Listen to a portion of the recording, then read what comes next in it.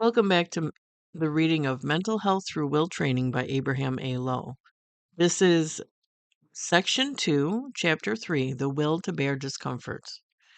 In a recent panel discussion, Phil stated, "All my life I have had difficulty with my handwriting.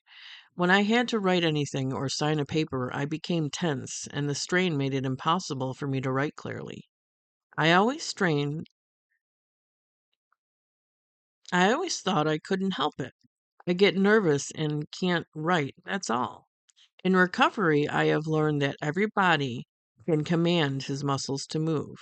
And now, when my hand tenses up while I'm writing, I know I can make the muscles of my hand to move calmly instead of racing ahead with the scribbling, and then the tenseness will pass."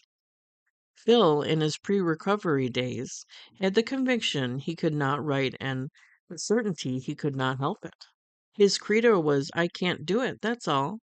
After joining recovery, he discovered that convictions and certainties can be discarded, and credos can be changed. When he changed his belief and dropped his conviction, which method did he employ? Phil's fingers were not paralyzed, hence he was able to write. But for some reason, he developed a sense of embarrassment and self-consciousness about the act of writing.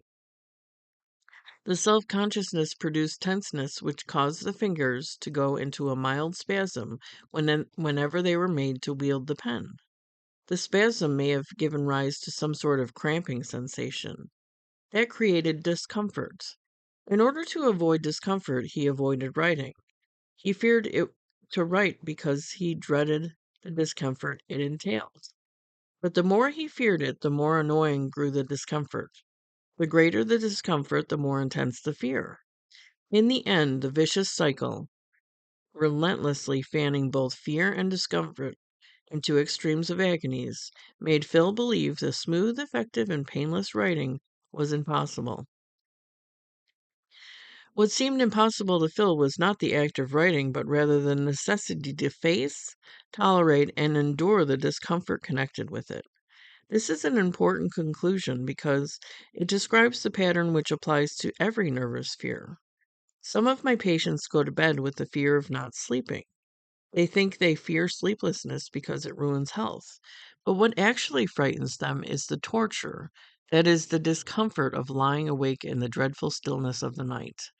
Or a patient becomes panicky on entering a streetcar.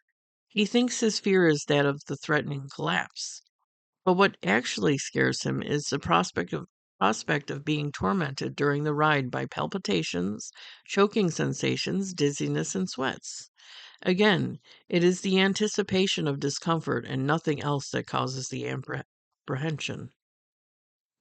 I could easily quote hundreds of situations in which nervous patients are convinced that what they fear are certain acts or certain occurrences, while in point of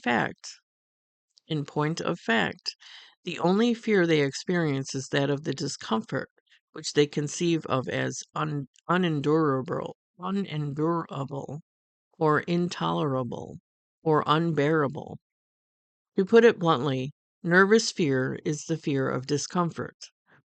Phil disposed of his fear of writing by commanding the muscles to carry out the requisite movements. In recovery, he said he learned that everybody can do it. But a command is not a method. I shall ask, how did Phil learn to make his muscles obey his command? Long before he knew of recovery, long before recovery existed, he had issued commands to his muscles to write, but they balked. On 1,000 occasions he had made his fingers pick up the pen and run it across the paper, but the order miscarried. The fingers shook and the pen tottered. The product of his painful effort was an ineligible scribble, not a clear script. An illegible scribble and not a clear script. But did his muscles defy his command in pre-recovery days and heeded it promptly after he passed through recovery training?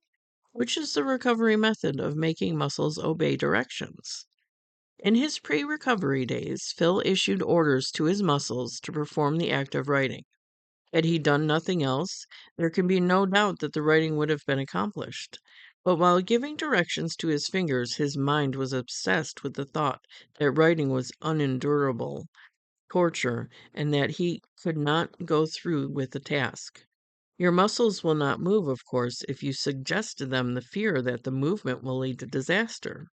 The very thought of disaster, unendurable torture, will block motion. Fear, even if mild, makes muscles tremble and the trepidation thwarts proper execution. If you want your muscles to carry out your commands, you must not scare them into anxiety and hesitation. To strike the muscles with fear and then ask them to act with precision is absurd. My patients are guilty of this absurdity. Gripped with a grotesque fear of discomfort, they first tell the muscles that the contemplated action is impossible or fraught with danger, and then command them to act. The muscles, with a better logic, release a tremor and bungle the job. Whenever that happened to Phil in his pre recovery days, he felt hopeless and concluded, I cannot write, that's all. But that is not all by any means. The I cannot ought to be read more correctly, I care not. Phil could write very well, but he did not care to bear the discomfort of a painful and difficult writing with fingers scared of fumbling and trembling, scared into fumbling and trembling. In recovery, he was trained to face, tolerate, and endure discomfort. And once he learned to be uncomfortable without wincing, he gained confidence and passed on to his muscles the assurance that writing was possible though uncomfortable. The muscles then swung into action without tremor or delay. The method which was here at work was plainly and simply, I will bear discomfort. It is the only and authentic recovery. It is it is the only and authentic recovery method of making recalcitrant muscles obey directions. If the nervous patient is to rid himself of his disturbing symptoms, he will have to cultivate the will to bear discomfort. Time was when bearing discomfort was considered a part of life, part accepted by everybody and practiced everywhere. Children were reared with an eye to making them stand out under hardship. Heavy labor, sustained exertion, privation, and drudgery were regarded as incidental to the sweat and toil of daily existence, and were borne with patience, resignation, and humility. But in our days of comfort, but in our days comfort is hailed as something in the nature of a supreme achievement. It is cherished, worshipped, idolized. When we catalog the accomplishments of our age, the first item we are likely to point to is the mounting pride. With mounting pride is the fact that our modern technique has eliminated drudgery from the daily routine. We boast self complacency of the labor saving devices which a busy industry rolls off its assembly lines in bewildering profusion. The housewife is daily assailed by the advertiser's exhortation to escape the back-breaking drudgery of homework. Billboards flatter you that electricity is your servant. Your kitchen and bathroom are choked with gadgets meant to do away with the discomfort of effort and exertion. Educators rack their weary brains to ease the uncomfortable task of acquiring school knowledge. Mothers and fathers have learned to shun the discomfort of staying home with their babies.